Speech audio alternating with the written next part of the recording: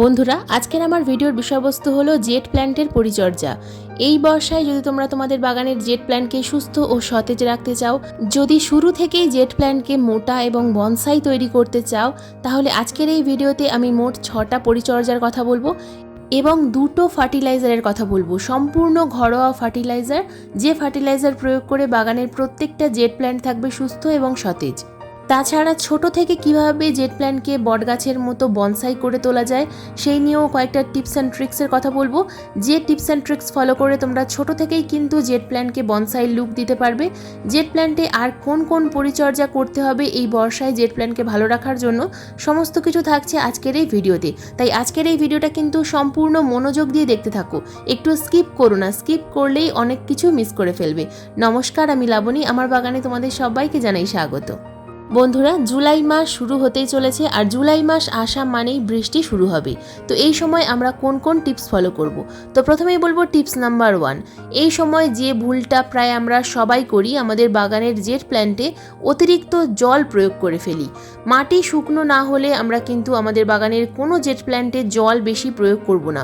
অতিরিক্ত জল জেট প্ল্যান্টের মৃত্যুর কারণ হতে পারে। তাছাড়া মিডিয়া যদি সর্বক্ষণ ভেজা ভেজা হয়ে থাকে, তাহলে প্রথম থেকে জেট প্ল্যান্টকে আমরা কখনোই কিন্তু মোটা তৈরি করতে পারবো না। শুধুমাত্র ডালপালা বৃদ্ধি হবে, কিন্তু গাছের কাণ্ড কখনো মোটা হবে না। তাছাড়া মাটি যতক্ষণ পর্যন্ত না শুকনো হচ্ছে, ততক্ষণ আমরা টবের মিডিয়াতে কোনো রকমভাবে জল প্রয়োগ করব না।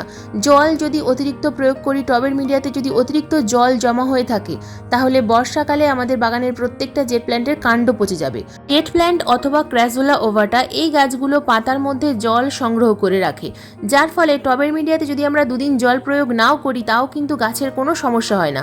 পাতা যখন দেখবে এরকম নরম হয়ে গেছে, পাতা কুচকে কুচকে গেছে, তখন বুঝতে হবে যে টবের মিডিয়া একেবারে শুকিয়ে গেছে। টবের মিডিয়া নিচের দিকে অনেক সময় জল থাকে, তাই জল বুঝে আমাদের প্রয়োগ করতে হবে।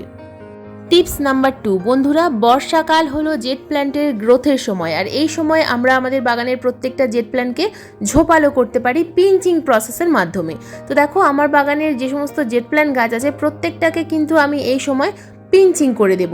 তো পিঞ্চিংটা কিভাবে করব? কাঁচি বা কাটারের সাহায্যে শুধুমাত্র ওপরের দিক থেকে 4টে করে পাতা আমরা কেটে দেব। তো এইভাবে যদি আমরা ডগাগুলোকে পিঞ্চিং করে দিতে পারি, তাহলে এই গাছ কিন্তু আরও দ্রুততার সঙ্গে ঝোপালো হয়ে উঠবে।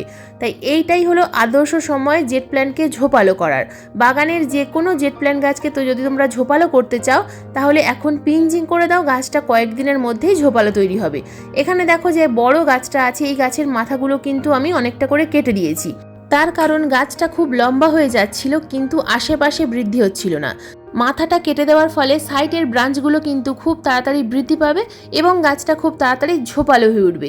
তাই এই কাজটা আমাদের এই সময় করতে হবে। তবে মাথা যেখানে আমি কাটলাম, সেই জায়গায় ফাঙ্গিসাইড অথবা হলুদ গুঁড়োর পেস্ট অবশ্যই লাগিয়ে দিতে হবে, তা না হলে ওপর থেকে কিন্তু ফাঙ্গাস অ্যাটাক হতে পারে।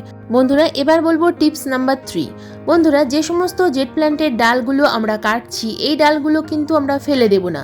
এই ডালগুলো থেকে খুব সহজেই নতুন চারা তৈরি করে নেওয়া যায়। তোমরা চাইলে এই বর্ষায় জেট প্ল্যান্টের চারা নার্সারি থেকে কিনে এনে প্রতিস্থাপন করতে পারো। আর যদি কোথাও থেকে তোমরা ডাল সংগ্রহ করো, তাহলে ডাল থেকে খুব সহজেই কিন্তু চারা গাছ তৈরি করা যায়। আমার বাগানে যতগুলো গাছ দেখতে পাচ্ছ, প্রত্যেকটাই কিন্তু আমি ডাল থেকে তৈরি করেছি। শুধুমাত্র ক্র্যাসুলা ওভাটা গাছটা আমি নার্সারি থেকে কিনে এনেছি। তাছাড়া প্রত্যেকটা চারা আমি ডাল থেকে তৈরি করেছি। তো ডাল থেকে চারা তৈরি করার জন্য ছোট ছোট যে ব্রাঞ্চগুলো আমরা কেটে ফেলছি, তো এই কাটা ব্রাঞ্চগুলো শুধুমাত্র বালির মধ্যে যদি প্রতিস্থাপন করে রাখা যায়, কয়েকদিনের মধ্যেই ছোট ছোট চারা গাছ তোমরা পেয়ে যাবে। তো প্রচুর চারা গাছ তোমরা কিন্তু খুব সহজেই তৈরি করতে পারবে। মাত্র 15 দিনের মধ্যেই একটা ডাল থেকে তোমরা জেট প্ল্যান্টের নতুন চারা গাছ তৈরি করে নিতে পারবে। শুধুমাত্র বালির মধ্যেই আমি প্রতিস্থাপন করে রেখেছিলাম। প্রথমে বালি ভালোভাবে ধুয়ে নিতে হবে, তারপর ছোট্ট ছোট্ট ডাল আমরা বালির মধ্যে প্রতিস্থাপন করে রাখবো, ভেজা বালির মধ্যে ছায়ায় রাখতে হবে এবং বালির মিডিয়াটা যেন কখনো শুকিয়ে না যায়, এই বিষয়টা লক্ষ্য রাখতে হবে। তো কয়েকদিনের মধ্যেই দেখো এরকম সুন্দর চারা গাছ কিন্তু তোমরা পেয়ে যাবে। নার্সারি থেকে আনার কিন্তু কোনো রকম কোনো প্রয়োজন হবে না। তো শুধুমাত্র বালির মধ্যে প্রতিস্থাপন করে রাখলেই ছোট ছোট চারা গাছ তোমরা পেয়ে যাবে। টিপস নাম্বার 4, জেট প্ল্যান্টের ছোট থেকে বনসাই করার জন্য এরকম কয়েকটা ব্রাঞ্চ আমাদের প্রয়োজন। তো আমরা যে ডালগুলো কাটাই ছাটাই করলাম সেই ডালগুলো কিন্তু ফেলে দেব না। তো আমরা যতটা মোটা করব সেই রকমভাবে আমরা ডাল নেব। যদি তোমরা চাও 5টা ডাল 5 অথবা 10টা ডাল, যত খুশি ডাল তোমরা নিতে পারো। তো যত ডাল নেবে সেই রকম কিন্তু মোটা তৈরি হবে প্রথম থেকেই। তো একটা সাইডের ছাল আমরা কিন্তু তুলে নেব। দেখো আমি কিন্তু ছালটাকে তুলে নিয়েছি, কোনো কিছু সাহায্যে ধারালো ব্লেড বা ছুরি দিয়ে হালকা করে ছালটাকে তুলে নিতে হবে। প্রত্যেকটা ব্রাঞ্চেরই কিন্তু এভাবে ছাল তুলে নিতে হবে। এবার আমরা যে অংশে যেদিকে ছালটাকে তুলেছি সেই একই দিকে প্রত্যেকটাকে একসাথে আমরা বেঁধে দেব। সুতো দিয়ে ভালোভাবে বেঁধে দিতে হবে। কিছুদিনের মধ্যে প্রত্যেকটা ছাল, যেদিকে আমরা ছালগুলো তুলে দিয়েছি, তো প্রত্যেকটা অংশ কিন্তু একে অপরের সঙ্গে জুড়ে যাবে। তো কিছুদিন পর থেকে কিন্তু দেখো এখানে আমি আগে থেকেই কিন্তু তৈরি করে রেখেছি। তো তোমরা যদি এই সুতোগুলো কেটেও দাও তাহলেও কিন্তু এই ডালগুলো আর ছেড়ে যাবে না। তো একসাথে একে অপরের সঙ্গে যখন জুড়ে যাবে তখন প্রথম থেকেই দেখতে হবে বনসাইয়ের মতো লুক ক্রিয়েট করছে। তো এইরকমভাবে তোমরা কিন্তু প্রথম থেকেই জেট প্ল্যান্টের বনসাই তৈরি করতে পারো। তো এখানে দেখো বালির যে মিডিয়া রেখেছি, এই বালির মিডিয়ার মধ্যে আমি একসাথে সুতো দিয়ে বেঁধে বালির মধ্যে প্রতিস্থাপন করে দিলাম।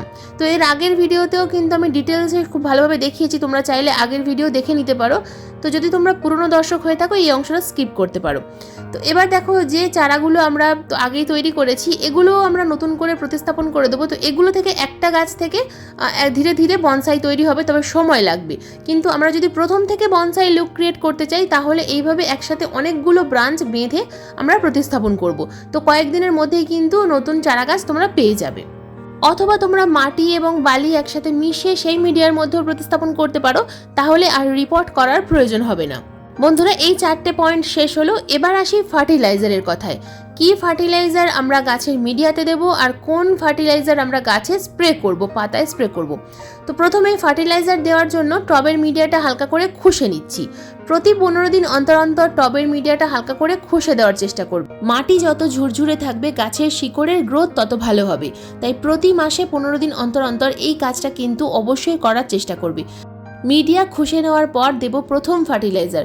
বন্ধুরা, আজকে আমি 2 ধরনের ফার্টিলাইজার দেখাবো। একটা ঘরোয়া ফার্টিলাইজার দেখাবো আর একটা মার্কেটের ফার্টিলাইজার দেখাবো, তবে কিন্তু দুটোই জৈব। তো প্রথম যে ফার্টিলাইজারটা দেখাবো এটা হলো বায়ো ডিএপি। বন্ধুরা, তোমরা অনেকেই আছো যারা সময়ের অভাবে ঘরোয়া ফার্টিলাইজার তৈরি করতে পারো না, সেক্ষেত্রে তোমরা কিন্তু এই জেট প্ল্যান্টে ডিএপি ব্যবহার করতে পারো। বায়ো ডিএপি ব্যবহার করতে পারো অথবা রাসায়নিক ডিএপি ব্যবহার করতে পারো। ডিএপি গাছের মাটিতে ফসফরাসের যোগান দেয়, তাছাড়া ডিএপির মধ্যে আছে সামান্য মাত্রায় নাইট্রোজেন। জেট প্ল্যান্টের প্রয়োজন নাইট্রোজেন এবং ফসফরাস। এই দুটো ফার্টিলাইজার টবের মিডিয়াতে থাকলে গাছের যেমন বৃদ্ধি হবে ঠিক তেমনই গাছের শিকড়েরও বৃদ্ধি হবে, এবং যার ফলে কাণ্ড মোটা হবে আর গাছের পাতা সবসময় সবুজ থাকবে, সতেজ থাকবে। বন্ধুরা, এবার আসি ঘরোয়া ফার্টিলাইজারের কথায়। ঘরোয়া ফার্টিলাইজার হিসাবে আমরা কিন্তু এখানে প্রয়োগ করব ডিমের খোসার গুঁড়ো।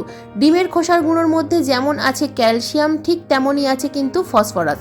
যেমন ডিএপির মধ্যে ফসফরাস আছে ঠিক তেমনই কিন্তু ডিমের খোসার গুঁড়োর মধ্যেও ফসফরাস আছে। তো ডিমের খোসার গুঁড়ো আমি একটা 6 ইঞ্চি টবে 1 চামচ পরিমাণ প্রয়োগ করছি। প্রত্যেকটা 6 ইঞ্চি টবে 1 চামচ করে আমি ডিমের খোসার গুঁড়ো প্রয়োগ করছি। ডিমের খোসার গুঁড়ো পরিমাণে যদি বেশি হয়ে যায় তাও কোনো সমস্যা নেই, কিন্তু যদি রাসায়নিক ডিএপি বা বায়ো ডিএপি দাও সেক্ষেত্রে কিন্তু 1/2 চামচ করেই ব্যবহার করতে হবে। প্রত্যেকটা টবে ডিমের খোসার গুঁড়ো প্রয়োগ করার পর এরপর দিয়ে দেবো আমি কফি পাউডার। বন্ধুরা, কফি পাউডারের মধ্যে আছে প্রচুর মাত্রায় নাইট্রোজেন। এখানে আমি 1 লিটার জলে 1/2 চামচ পরিমাণ কফি পাউডার মিশিয়ে নিলাম। 2 টাকার পাতায় যতটুকু কফি পাউডার থাকে ঠিক ততটুকুই কফি পাউডার আমি 1 লিটার জলের সাথে মিশিয়ে নিলাম। কফি পাউডারের পরিবর্তে তোমরা কিন্তু এখানে ইউজ করা চা পাতা টবের মিডিয়াতে 2 চামচ করে দিয়ে দেবে যদি কফি পাউডার না থাকে। আর যদি ফ্রেশ চা পাতা দিতে চাও সেক্ষেত্রে 1/2 চামচ পরিমাণ ফ্রেশ চা পাতা তোমরা কিন্তু প্রত্যেকটা টবের মিডিয়াতে দিতে পারবে।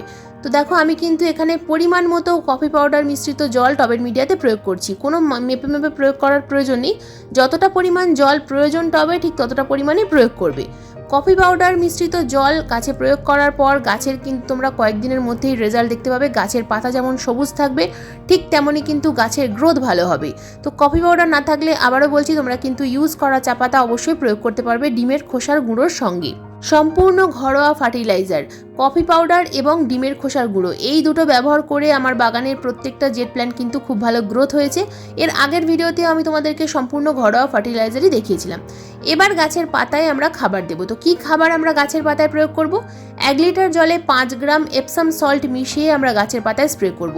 গাছের পাতাকে সব সময় সবুজ রাখতে হলে আমাদেরকে কিন্তু প্রতি মাসে 2 বার করে এপসাম সল্ট অবশ্যই স্প্রে করতে হবে।